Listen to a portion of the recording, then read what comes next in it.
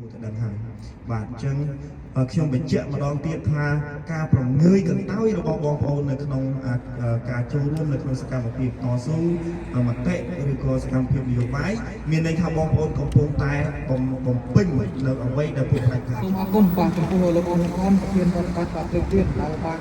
មានមតិយ៉ាងបោះបាយសង្កេតបាទហើយបងស្រីធីរីគាត់គឺជាបាទនារីតអង្គមកអីគេមកពីបាក់ពួក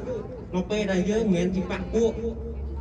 យើងចង់ធ្វើអីគេតាមគ្រប់កន្លែង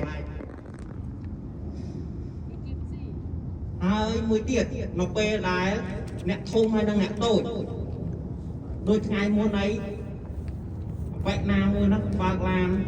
បុកម៉ូតូបុកកូនក្មេងគូពីប្រទេសជាតិយើង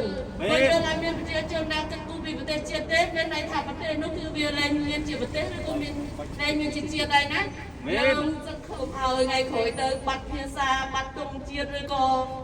ហួរនៅក្រោមអាណានិគមគេទៀតអីខ្ញុំសូមតែប៉ុណ្្នឹងទេមានភាពឈឺចាប់ណាស់បើសិនជាបងប្អូនតាមដានព័ត៌មានជាងនឹងទៀតក៏សូមអរគុណនឹងបងប្អូនទាំងអស់គ្នាដែលបានចូលរួមនៅទីនេះក៏សូមអរគុណបាទសូមអរគុណបាទហ្នឹងហើយបាទមានភាពថាពីព្រោះយើងដឹងហើយថាប្រទេសកម្ពុជាបច្ចុប្បន្ននេះគឺមានតុលាការដែលនៅក្រោមបង្គាប់របស់បុគ្គល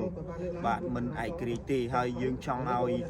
ទី1កាលណាមានការបើកលំហសេរីភាពសម្រាប់លទ្ធិប្រជាធិបតេយ្យវាក៏ជាផលប្រយោជន៍ធំសម្រាប់ប្រជាពលរដ្ឋខ្មែរទូទៅផងដែរយើងឃើញថាដោយសារតែយើងមិនមានការគោរពលទ្ធិប្រជាធិបតេយ្យបានត្រឹមត្រូវយើងឃើញថាសហរដ្ឋបានមកចូលរួមនៅទីនេះហើយក៏ទៅសារទឹកចិត្តបងប្អូនដែលគាត់មានទឹកចិត្តគាត់មានឆន្ទៈចំណាយពេលវេលាតខ្លួនមកថ្ងៃនេះហើយ